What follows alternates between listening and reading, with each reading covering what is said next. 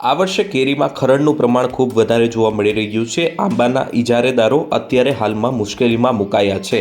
જે પ્રકારે કેરી ખરી રહી છે અને આંબામાં પાકમાં જે અત્યારે ઉગાવો આવી રહ્યો નથી, તેના લીધે અનેક ખેડૂતોને જે ચિંતાના વાદળ છવાયા છે, તો તેના લીધે અત્યારે હાલમાં જે તાપમાનની વિસંગતતા છે તે પણ જવાબદાર છે। આંબાના પાકમાં જો અત્યારે જરૂર હોય તો દવા સમયસર તેને નાખવી જોઈએ, પરંતુ એનો અત્યારે હાલમાં તાપમાનની વિસંગતતાને લીધે કોઈ અસર પણ હાલ જોવા મળી રહી નથી। સમગ્ર મામલે જૂનાગઢ કૃષિ યુનિવર્સિટીના બાગાયત વિભાગના ડીન ડી.કે. વરુ દ્વારા સમગ્ર માહિતી આપવામાં આવી હતી। જો આંબાના પાકમાં ખરડનું પ્રમાણ વધારે હોય અને અન્ય કોઈ રોગ હોય તો આ અહેવાલ તમારા માટે મહત્વપૂર્ણ છે।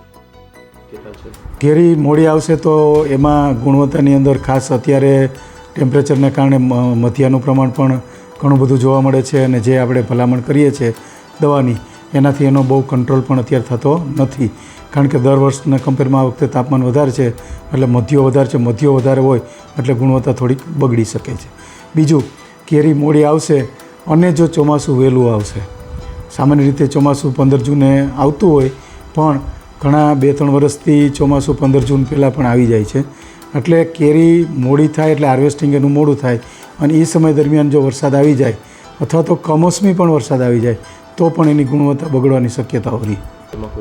એમાં ખાસ કરીને જે વાતાવરણના ફેરફારોમાં તો આપણે બહુ કાંઈ કરી ન શકીએ, પણ ખેડૂતોને આપણે એડવાઇઝરી આપી જ છે કે અત્યારે જે ખેડૂતોને મગિયાથી આગળ નીકળે છે એમણે તાત્કાલિક પાણી પાઈ દેવું જોઈએ।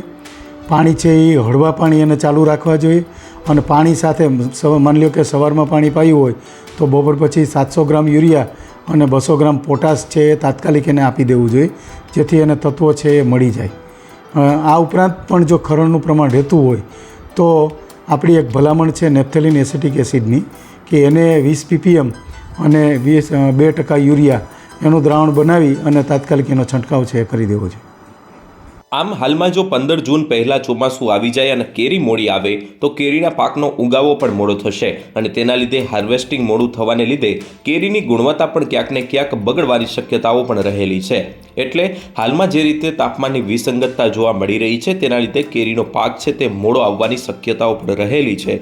જો હવે કેરી ખરડનું પ્રમાણ વધારે હોય તો આંબાના પાકમાં તમારે કૃષિ યુનિવર્સિટીના વિશેષજ્ઞના જણાવ્યા અનુસાર દવાનો ઉપયોગ કરવાનો રહેશે। હાલમાં મધ્યાના રોગનું પ્રમાણ ખૂબ વધારે જોવા મળી રહ્યું છે અને તેના લીધે જ આ ખરડની ક્યાંક ને ક્યાંક અસર છે તે આંબાના પાકમાં જોવા મળી રહી છે।